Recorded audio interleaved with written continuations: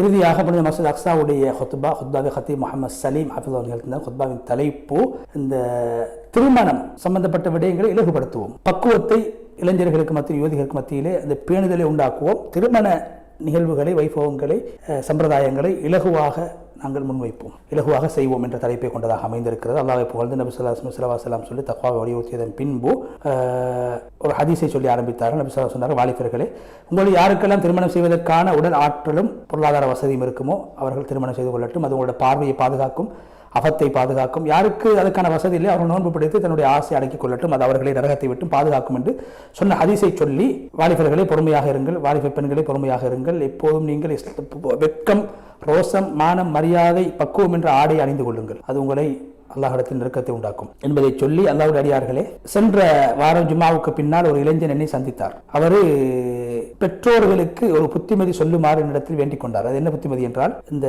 திருமணம் பெற்றோர்கள் பிள்ளைகளுக்கு அவசரமாக திருமணம் செய்து கொடுக்க வேண்டும், அந்த விடயத்தை நீங்கள் பேச வேண்டும். இரண்டாவது, அரபு நாடுகளை பொறுத்த மட்டும் இந்த மகர், அதாவது பெண்ணிடத்தில் எடுப்பதல்ல, பெண்ணுக்கு கொடுத்து முடிக்க வேண்டும். இஸ்லாம் சொல்கிறது பெண்ணுக்கு நீங்கள் கொடுத்து முடிக்க வேண்டும், மகரை கொடுக்க வேண்டும். ஆனால் அரபு நாடுகளில் சில போது பெண்கள் அளவுக்கு அதிகமாக மகர் தொகை எதிர்பார்ப்பார்கள் கணவன்மார்கள். அதனால் சில வாலிபர்கள் திருமணம் முடிக்காமல் இருக்கிறார்கள்.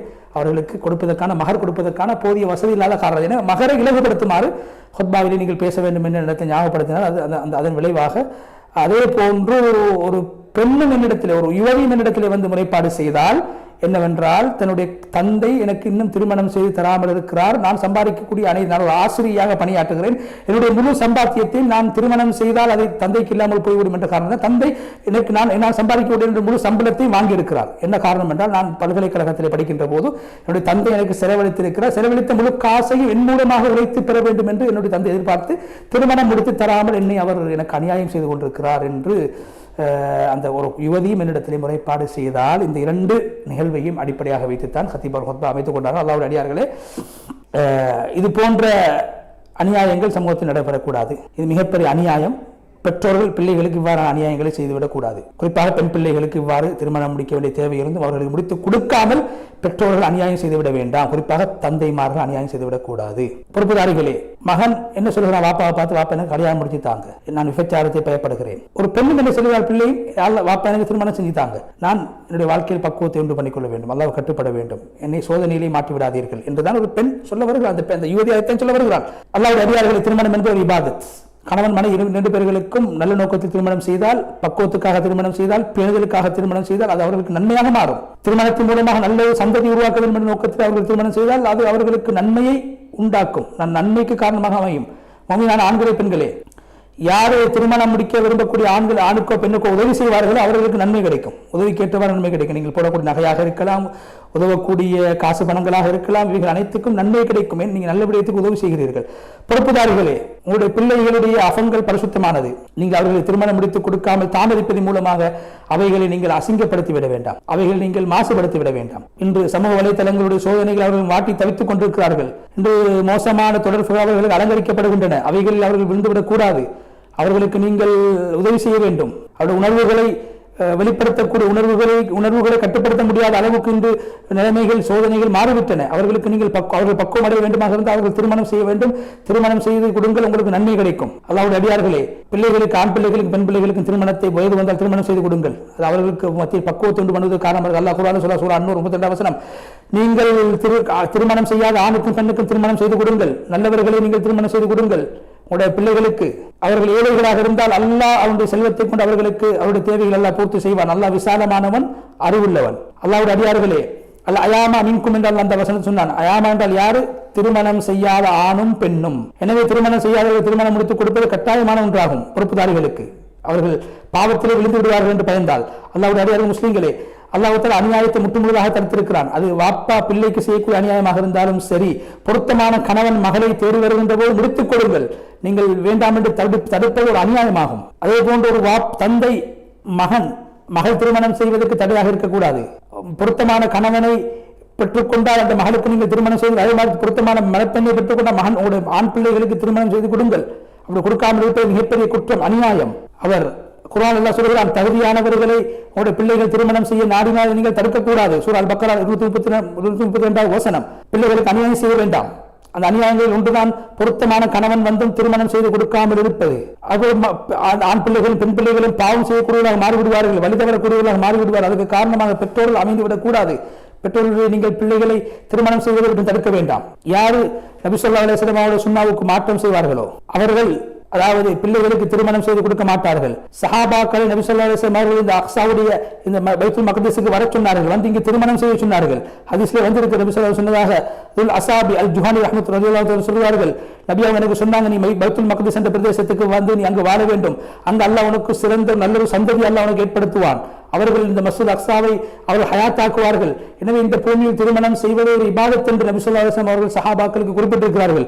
அந்த அடிப்படையில் வயது வந்தவர்களுக்கு திருமணம் செய்து கொடுங்கள் பெற்றோர்களே. முஸ்லீம்களே, முஸ்லிமான ஆண்களே, பெண்களே, இந்த சஹாபி துல் அஸாபி அல் ஜுஹானி என்று சொல்லக்கூடிய சஹாபி நபியாவோட அந்த புத்திமதியை கேட்டு குதுசுக்கு வந்து இங்கு திருமணம் செய்து இங்கு வாழ்ந்தார்கள். ஆனால் அவருக்கு அல்லாஹ் குழந்தை பாக்கியத்தை கொடுக்கவில்லை. நபி அவர்களுக்கு கட்டுப்பட்டார். நபி அவங்க சொன்ன அந்த விஷயத்தை ஏற்று இந்த பூமிக்கு வந்தார். நாங்கள் இந்த சஹாபியை போன்று நபி ஸல்லல்லாஹு அலைஹி வஸல்லம் கட்டளைக்கு கட்டுப்படக்கூடியவர்களாக சொன்ன விடயங்கள் எடுத்து நடக்கக்கூடிய நாங்கள் மாற வேண்டும். பொறுப்புதாரிகளே, உங்களுடைய பிள்ளைகளுக்கு நீங்கள் செலவழிப்பது உங்களுடைய கடமையாகும். அது கடன் அல்ல. பிள்ளைகளுக்கு நீங்கள் செலவழித்ததை பிறகு அவர்களின் மூலமாக உழைத்து பெற வேண்டும் என்று எதிர்பார்க்காதீர்கள். அது அநியாயம். பிள்ளைகள், பெண் பிள்ளைகள் சிறு வயதில் இருக்கின்ற போது அவர்களுக்கு செலவழிப்பது பெற்றோருடைய கடமை. எனவே கடமைக்காக செலவழித்ததை மீண்டும் பெற வேண்டும் என்று ஆசைப்படாதீர்கள். அநியாயம் செய்யாதீர்கள். செலவழித்ததை மீண்டும் பெற வேண்டும், அவர்கள் மூலமாக சம்பாதித்து எடுக்க வேண்டும் என்று நீங்கள் எதிர்பார்க்காதீர்கள். இது சட்டத்துக்கு மாற்றமானது, இஸ்லாமிய வழிமுறைக்கு மாற்றமானதாகும். எனவே உங்களோட பொம்பளை பிள்ளை மகள் என்பது உங்களுடைய பிள்ளை, உங்களோட ரத்தம். செலவழிப்பதெல்லாம் கட்டாயப்படுத்தியிருக்கிறார். எனவே செலவழித்ததை மீண்டும் பிள்ளைகளின் மூலமாக சம்பாதித்து பெற வேண்டும் என்று பெற்றோர் ஆசைப்படக்கூடாது. உங்களுடைய பிள்ளைகள், உங்களுடைய பெண் பிள்ளை பல்கலைக்கழகத்தில் படிக்கின்ற போது அந்த பிள்ளைகளுக்கு நீங்கள் செலவழித்த காசு அனைத்தும் அன்பளிப்பாக கருதப்படும். அன்பளிப்புக்கு உங்களுக்கு நன்மை கொடுக்கப்படும், சதக்காவாக கருதப்படும். சதக்காவுக்கு நன்மை கிடைக்கும். எந்த வாப்பாவும் அதை திருப்பி கேட்கக்கூடாது. பிள்ளைகளுக்கு சம்பாதித்து தர வேண்டும் என்று நீங்கள் மீண்டும் வேண்டக்கூடாது. ஏனென்றால் அந்த பிள்ளைகளுக்கு அந்த பணத்தை கொடுத்தவுடன் அவர்களுக்கு சொந்தமானதாக மாறிவிடுகிறது. நபி அவங்க சொன்னாங்க, யாரு கொடுத்ததை கேட்டெடுப்பாரோ அவருடைய உதாரணம் ஒரு நாயை போன்று. அந்த நாய் வாந்தி எடுத்து அந்த வாந்தியை மீண்டும் சாப்பிடுவதை போன்றுதான், மீண்டும் தன்னுடைய வாய்க்குள்ள எடுத்து சாப்பிடுவதை போன்றுதான் கொடுத்ததை திருப்பி கேட்கக்கூடியவர். எனவே பெற்றோர்களே பிள்ளைகளுக்கு செலவழித்ததை மீண்டும் அவர்களின் மூலமாக எதிர்பார்க்காதீர்கள். அது நாய் வாந்தி எடுத்ததை அந்த மீண்டும் சாப்பிடுவதை போன்றென்று நபி ஸல்லல்லாஹு அலைஹி சொன்னார்கள். ஹனஃபி மذஹபில் சொல்லப்பட்டிருக்கிறது, ஒரு தந்தை மகனுக்கு ஏதாவது ஒன்றை கொடுத்தால் அதை திருப்பி எடுக்க முடியாது. பொறுப்புதாரிகளே, பிள்ளைகளுக்கு நீங்கள் செலவழித்ததை அன்பளிப்பாக கொடுத்ததை மீண்டும் பெறுவது உறவை துண்டிக்கக்கூடியதாகும். அது பிரச்சனைகளை உண்டு பண்ணக்கூடியதாகும், குடும்பத்தை பிரிக்கக்கூடியதாகும். பெற்றோர் தந்தைமார்களே, அல்லாஹ்வுடைய இறைநேசர்களே, நபி ஸல்லல்லாஹு அலைஹி சொன்னார்கள், ஃபாத்திமா என்னுடைய மகள் என்னுடைய ஈரக்கொழுந்து என்று சொன்னார்கள். யார் என்னுடைய பிள்ளையை நோவடிப்பார்களோ அவர் என்னை நோவடிப்பதற்கு சமன் என்று சொன்னார். அதே போன்று உங்களுடைய பிள்ளை என்னுடைய ஈரக்கொழுந்து, உங்களுடைய நீங்கள் பெற்ற பிள்ளைகள், அதை மறந்துவிடக் கூடாது என்பதை ஹத்தீப் ஞாபகப்படுத்தி உங்களுடைய பிள்ளைகளுடைய விஷயத்தை அல்லாஹ் பயந்து கொள்ளுங்கள். வயது வந்தால் திருமணம் செய்து கொடுங்கள். குர்ஆனை சுமந்தவர்களே, அக்ஸாவுடைய பூமியில் வாழக்கூடியவர்களே, நாங்கள் பார்க்கின்றோம் இஸ்லாமிய சட்டத்திட்டங்கள் எல்லாம் உதாசீனம் செய்யப்படுகின்றன. அப்படியானவர்கள் ஒன்றுதான் இன்று திருமண வயது அடைந்தவர்களுக்கு திருமணம் செய்து கொடுக்காமல் நாங்கள் இருப்பது. இன்று சில பாவமான காரியங்களை மனவிச்சை பின்பற்றக்கூடிய விடயங்களை நாங்கள் பார்த்துக் கொண்டிருக்கிறோம். இவைகள் தடுக்கப்படாமல் இருப்பது மிகப்பெரிய சோதனையாகும், மிகப்பெரிய பாவமாகும். ஒரு கவிதை சொல்கிறார்கள், இது போன்ற விடயங்களை பார்க்கின்ற போது கவலையினால் என்னுடைய உள்ளம் உருகிக் கொண்டிருக்கிறது. உள்ளத்தில் ஈமானும் இஸ்லாம் இருந்தால் இவ்வாறான ஃபித்னாக்களையும் சோதனைகளையும் பாவங்களையும் பார்க்கின்ற போது என் உள்ளம் உருகிக் கொண்டிருக்கிறது. அல்லாஹ்வுடைய அடியார்களே, திருமணம் உங்களுடைய பிள்ளைகளை பாதுகாக்கக்கூடியதாகும், வழிகேடுகளை விட்டும் பாவங்களை விட்டு பாதுகாக்கக்கூடிய. எனவே உங்களிடத்தில் இந்த மார்க்கம் உள்ள நல்ல குணமுள்ள யாராவது பிள்ளைகளை கேட்டு வந்தால் திருமணம் முடித்துக் கொடுங்கள், அவர்களுக்கு உதவியாக இருங்கள். அல்லாஹ்வுடைய அடியார்களே, நீங்கள் உங்களுடைய பிள்ளைகளுடைய மகருடைய விஷயத்தில் ஆண் பிள்ளைகளுக்கு மகர் கொடுப்பதற்காக வேண்டிய பெற்றோர்களை நீங்கள் கொஞ்சம் உதவியாக இருங்கள்.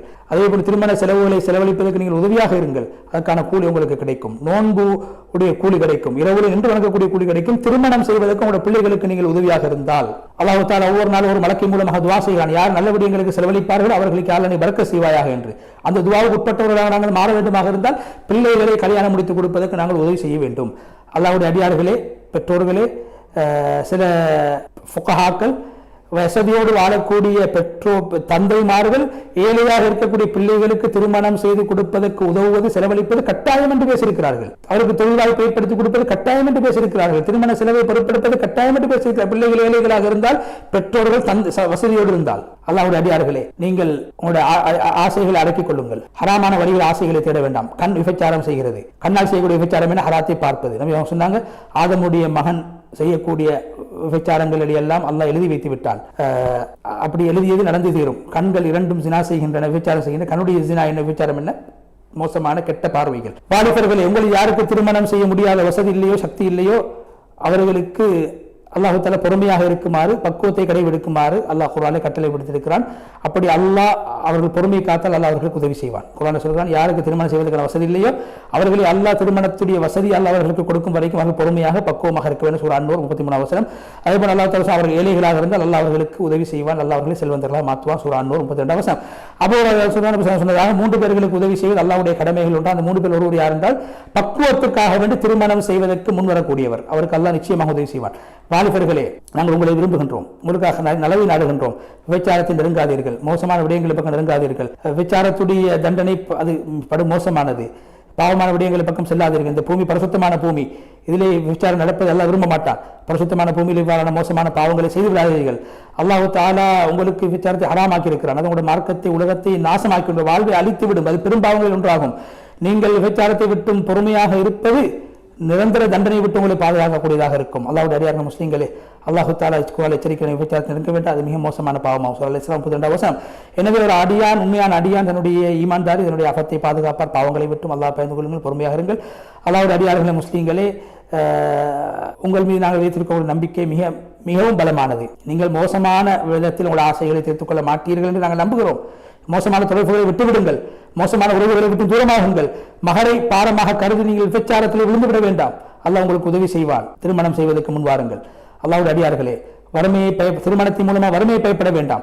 திருமணத்தின் மூலமா அல்லாஹ் உங்களுக்கு வாழ்க்கையில் ஒரு உதவி செய்வார், பரக்கத்தை உண்டாக்கும். உமர் இப்னு கத்தாப் சொன்னார்கள், யாரு திருமணம் அல்லாத வேறு விதத்தில் செல்வத்தை தேடுவார்களோ அவர்களை கண்டு நான் ஆச்சரியப்படுகிறேன். அல்லாஹ் குர்ஆனில் சொல்கிறான், அவர்கள் ஏழைகளாக இருந்தால் திருமணம் செய்வதற்கு முன் வந்தால் அவர்களை நாங்கள் செல்வந்தர்களாக மாற்றுவோம். சூரா அன்-நூர் 32 வசனம்.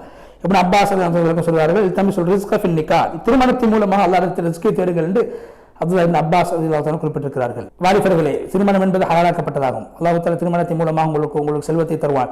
விபச்சாரம் ஹராமாக்கப்பட்டிருக்கு, அல்லாஹ் எச்சரித்திருக்கிறார். 3 பேர்களை நரகம் காண மாட்டாது. அவர் ஒருவர் யார்? ஹராத்தை விட்டு தன்னுடைய பார்வையை பாதுகாத்துக் கொண்டவர் என்பதை சொல்லி ஹுத்பாவுடைய முதல் பகுதியை விட்டு விடைபெற்று சென்று ஹுத்பாவுடைய 2வது பகுதியிலே ஹதீப் அவர்கள் அல்லாஹ்வை புகழ்ந்து நபி ஸல்லல்லாஹு அலைஹி வஸல்லம் சொல்லி தக்வாவை வலியுறுத்தியதன் பின்பு, அல்லாஹ்வுடைய அடியார்களே, நாங்கள் திருமணத்துக்காக வேண்டி வாலிபர்களுக்கு, யுவதிகளுக்கு உதவி செய்ய வேண்டும் என்ற விடயத்தை பேசுகின்ற போது அதே நேரத்தில் பாவங்கள், அநியாயங்கள், அட்டூழியங்கள் நடைபெறக்கூடிய திருமண நிகழ்வுகளை நாங்கள் புறக்கணிக்க வேண்டும். அவைகளுக்கு செல்லக்கூடாது. அவ்வாறான திருமணங்கள் உதவக்கூடாது. அது பரக்கத்தை இல்லாமல் ஆக்கிவிடும். அதே போன்று இசை கச்சேரிகளை கொண்டு, பெண்களின் நடனங்களை கொண்டு நடைபெறக்கூடிய திருமண வைப்புகளுக்கு செல்லவும் கூடாது. அவ்வாறான திருமணங்களுக்கு நாங்கள் உதவி செய்யக்கூடாது. அவைகள் நாங்கள் தடுக்க வேண்டும். ஹலாலான விதத்திலே எங்களுடைய நாங்கள் திருமண விடயங்களை ஹலாலாக முறையாக செய்து கொள்ள வேண்டும். மகர் அதிகரித்திருப்பது என்பது ஒரு குற்றச்சாட்டு என்பதை போன்று அதைவிட மிக மோசமான ஒன்றுதான் எங்களுடைய காசு பணங்களை திருமண வைபவங்கள் வீண் விடயங்களுக்காக வேண்டி செலவழிப்பது. பேருக்கும் புகழுக்கும் பிரபலியத்தை எதிர்பார்த்து நாங்கள் எங்களுடைய நிகழ்ச்சிகளை, திருமண விருந்துகளை நாங்கள் ஆக்கிக் கொண்டிருக்கிறோம். இதுவும் ஒரு பாவமாகும் என்பதை ஹதீப் ஞாபகப்படுத்தி அல்லாஹ்வுடைய அடியார்கள் சொன்னார்கள். பெண்களிலே பரக்கத்தான பெண்கள் யார் என்றால் சாதாரண மகரை பெற்று வாழக்கூடிய பெண்கள். இன்று மகர் எண்ணிக்கை அதிகரித்து விட்டது. எனவே என்னுடைய பிள்ளைகளுக்கு மகரை குறைக்கின்ற விடயத்தில் உதவியாக இருங்கள் என்பதை ஹதீப் ஞாபகப்படுத்திவிட்டார். நபி ஸல்லல்லாஹு அலைஹி வஸல்லம் சொன்னார்கள், பெண்களில் பரக்கத்தானவர்கள் மிகவும் லேசான முறையில் மகரை அமைத்துக் கொள்ளக்கூடியவர்கள். எனவே அந்த அடிப்படையிலே பெண்ணுடைய பரக்கத், அவருடைய செலவு, கல்யாண செலவு குறைவாக இருந்தால் அந்த திருமணத்தில் பரக்கத்தாக இருக்கும் என்று நபி ஸல்லல்லாஹு அலைஹி வஸல்லம் சொல்லியிருக்கிறார். அந்த அடிப்படையில் நாங்கள் செயல்பட வேண்டும். ஆனால் இன்று நாங்கள் பார்க்கக்கூடிய எங்களுடைய நடைமுறை எப்படி என்றால் அவ்வாறு அல்ல. இன்று வீணான செலவுகள் அதிகரித்து விட்டன. அது மகரில் மாத்திரமல்ல, திருமண வைபவங்களில் எல்லாம் வீண் செலவுகள் அதிகரித்து விட்டன. அவைகள் நாங்கள் தவிர்க்க வேண்டும். அப்போதே திருமணத்தை பரக்கத்துண்டாகும். இஸ்லாமிய ராஜுடைய பூமியில் வாழக்கூடிய மக்களே, என்னுடைய மார்க்கம் கண்ணியமான ஒரு மார்க்கம். இன்று நடைபெறக்கூடிய சில விடயங்களை பார்த்தால் இஸ்லாம் அதை ஏற்றுக்கொள்ள மாட்டாது. நாங்கள் எங்களை சுய பரிசோதனை செய்து கொள்ள பார்க்க வேண்டும். நாங்கள் எங்களுடைய திருமண வைபவங்களை எவ்வாறு நடத்தி கொண்டிருக்கிறோம், எவ்வாறு இஸ்லாம் சொல்லக்கூடிய விடயங்களை செய்து கொண்டிருக்கிறோம் என்பதை பார்க்க வேண்டும்.